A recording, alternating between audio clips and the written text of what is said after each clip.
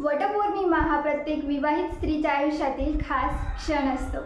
या दिवशी स्त्रिया त्यांच्या पतीच्या दीर्घायुष्यासाठी वटपौर्णिमेचे व्रत करतात। विवाहित महिला या दिवशी नवऱ्यासाठी उपवास करून वडाच्या झाडाभोवती कच्चा धागा बांधून प्रदक्षिणा घालतात। त्यातही नव्या नवरीसाठी वटपौर्णिमा खूप महत्त्वाची असते।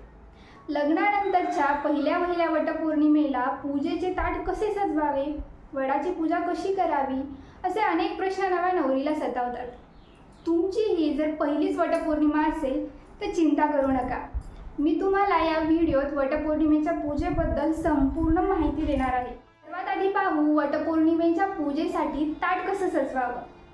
हळद कुंकू, सावित्री आणि सत्यवानाची मूर्ती, धूप, दीप, उदबत्ती, निरांजन, 5 प्रकारची फळं, फुलं, दिवा ठेवण्यासाठी रोवळी, वडाला गुंडाळण्यासाठी पांढरा मोठा धागा, पाणी भरलेला लहान कलश, पंचामृत, हिरव्या बांगड्या हे सर्व साहित्य पूजेच्या ताटात असावं। आता पाहू वटपौर्णिमेची पूजा कशी केली जाते। सर्वात आधी सकाळी वटसावित्री व्रताचा संकल्प करावा। सकाळची कामे उरकल्यानंतर सुवासिनींनी सौभाग्यालंकार परिधान करून देवाची प्रार्थना, तुळशी पूजन करून वडाच्या झाडाजवळ एकत्र जमावं। वडाची षोडोपचार पद्धतीने पूजा करावी। बांबूच्या 2 टोपल्या घ्या। एका टोपल्यात 7 प्रकारचे धान्य कापडाने झाकून ठेवा।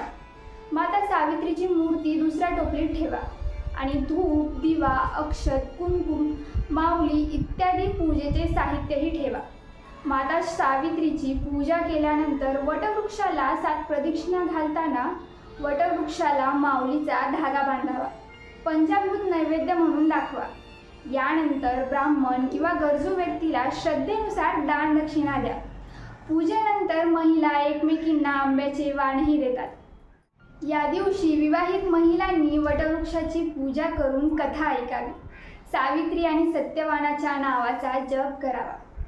वटवृक्षाची पूजा झाल्यानंतर सुखी संसारासाठी मनोमन प्रार्थना करावी। मला आणि माझ्या पतीला आरोग्य संपन्न दीर्घायुष्य लाभू दे, धनधान्य व माझा प्रपंच विस्तारित व संपन्न होऊ दे, अशी प्रार्थना करावी। व्हिडिओ आवडल्यास लाईक करा आणि तुमच्या मैत्रिणींसोबत जास्तीत जास्त शेअर करा। धन्यवाद।